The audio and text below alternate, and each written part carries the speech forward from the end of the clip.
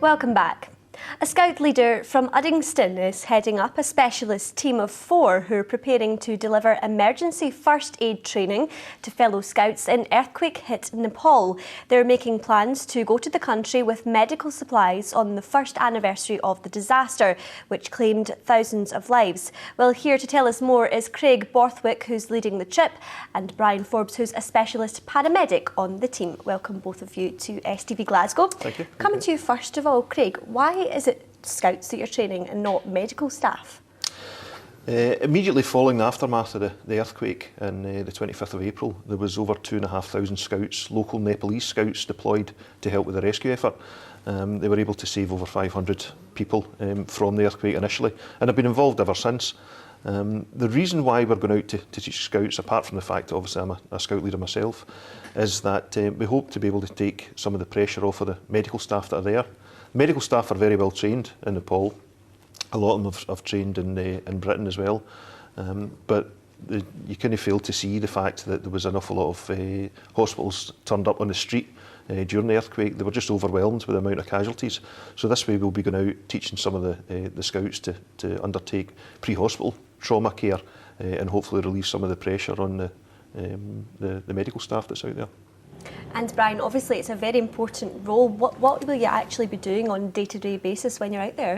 On a day-to-day basis, we're hoping to train up to 200 Scouts in emergency first aid and trauma care for the fact that this could potentially happen again, and there's people on the ground to start helping people as quick as they can. So obviously it is quite likely that there could be another earthquake. What kind of difference will this help make to the lives of the people that are actually living there at the moment? Well, it'll make a huge difference from the point of view that it was so difficult to get medical aid to some of these areas. The 3 areas that we're going out to, one is Kathmandu, obviously the capital of Nepal.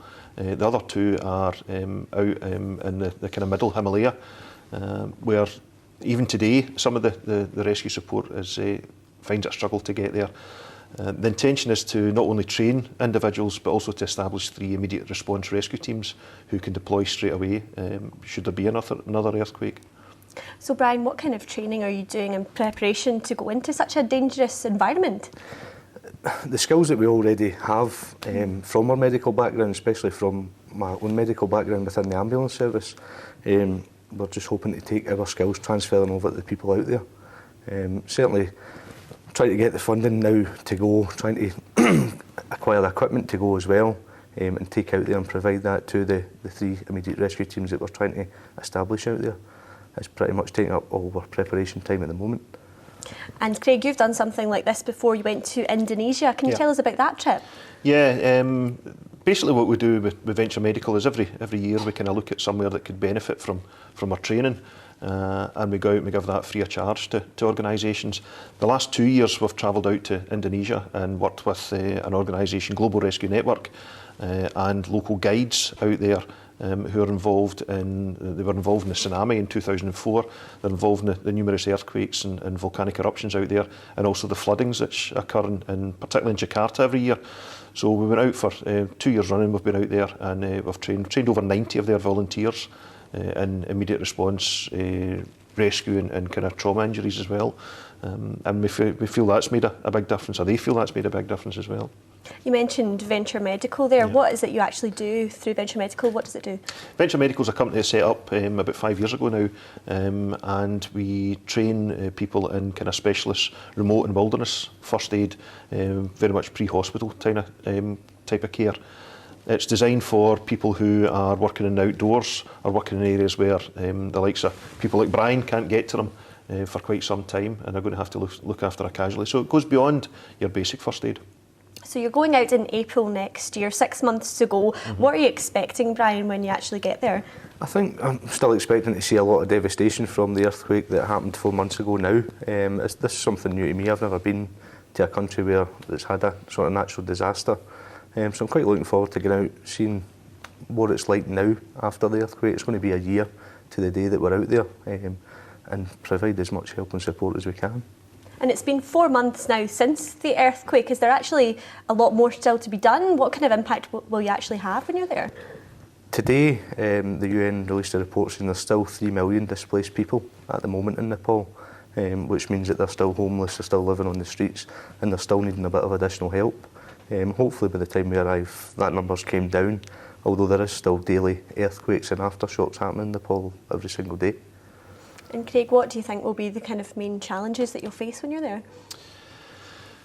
I think like any of the non-government organisations that have been out and delivered aid have been very much welcomed by the people on the ground. So I don't think that has been a challenge. The challenge essentially is not so much being on the ground and delivering the training. We're well experienced, we've got the skills to take there, and we're used to delivering these skills to people, even where there's a language barrier, we're used to delivering the skills. I think the biggest challenge for us is actually raising the money to go there. It's not a lot of money to get us there, it's not a lot of money to set up the teams, but that's going to be the biggest challenge for us. We're more comfortable when we're on the ground doing the training. Actually doing the charity fundraising side of things becomes a lot more difficult. How much have you got to raise, and what are you doing to do that? Basically, we have to raise, initial fund that we want to raise is £4,000. That'll get us out there and get us the necessary medical supplies to do the training and establish the very basic of teams. We have a crowdfunding page which has been set up under First Aid for Nepal. That's at crowdfunder.co.uk. We have a Facebook page, and we are having a charity gala dinner in Glasgow, at the Grand Central Hotel in Glasgow, on the 31st of October. Auctions, we're having a charity auction at that grand dinner, and we've got some fabulous gifts that have been donated to us. So a lot of organisation and planning going into it then? An awful lot of organisation and planning, yeah. Okay. Brian, what kind of reaction are you hoping to actually get from the locals when you get there then? We're certainly hoping to be welcomed, and hoping the people want us to teach them things that they're going to be able to use in the event of a disaster happening again. So I think they'll be quite friendly towards us. They are friendly people. So we're looking for quite a good reaction when we get out there. What are you hoping to ultimately achieve from the trip then?